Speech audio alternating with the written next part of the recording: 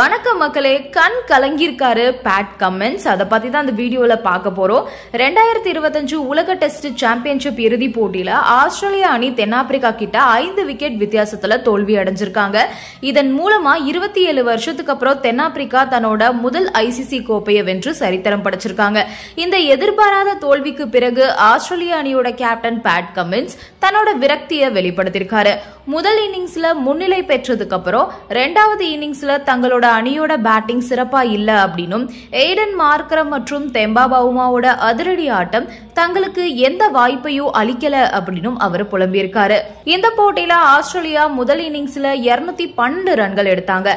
இதுக்கு பதில் கொடுத்த தென்னாப்பிரிக்கா 138 ரன்கள் மட்டுமே எடுக்க ஆஸ்திரேலியா 74 ரன்கள் முன்னிலை பெற்றாங்க. அடுத்து இரண்டாவது இன்னிங்ஸ்ல ஆஸ்திரேலியா 207 ரன்கள் எடுக்க தென்னாப்பிரிக்காவுக்கு 282 ரன்கள் அப்படின்ற கடினமான இலக்கு நிர்ணயிக்கப்பட்டுச்சு. இந்த இலக்கை தென்னாப்பிரிக்கா எட்டுவது கடினம் அப்படின்னு பல பேரும் நினைச்சிட்டு இருந்த நிலையில அந்த அணி அபாரமா ஆடினாங்க. ஏடன் மார்க்ரம் சதம் விளாச தெம்பா பவுமா அரை சதம் அடிச்சு வெற்றிக்கு வழிவகுத்தாங்க.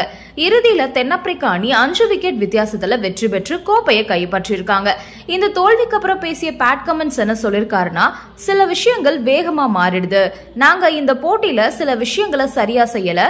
முதல் இன்னிங்ஸ்ல நல்ல முன்னிலை பெற்றிருந்தோம். அதுக்கப்புறம் இரண்டாவது இன்னிங்ஸ்ல நாங்க இன்னும் நல்லாவே பேட்டிங் செஞ்சிருக்கணும். ஆனா இரண்டாவது இன்னிங்ஸ்ல சரியா பேட்டிங் பண்ணல. நான்காவது இன்னிங்ஸ்ல தென்னாப்பிரிக்கா எங்களுக்கு வாய்ப்பையே கொடுக்கல அப்படின்னு தன்னோட ஆதங்கத்தை பதிவு செஞ்சிருக்காரு. அதோட அவர் மேலும் என்ன சொல்லிருக்காருன்னா, எங்க அணியோட முதல் 7 பேட்ஸ்மேன்கள் கிட்ட நிறைய சிக்கல் இருக்குது. ஆனா கடந்த 2 வருஷமா நாங்க நல்லாவே விளையாடிக்கிட்டு இருக்கோம்.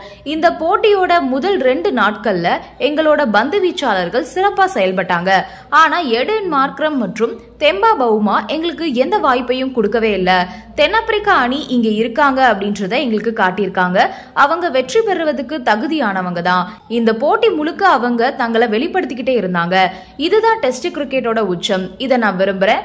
இறுதி போட்டி வரைக்கும் வந்ததே ரொம்ப பெரிய சாதனை தான். அதுல ஒரே ஒரு போட்டியில வெற்றி பெற வேண்டும் அப்படின்றது நிச்சயம் பார்ப்பதற்கு நன்றா இருக்கும்.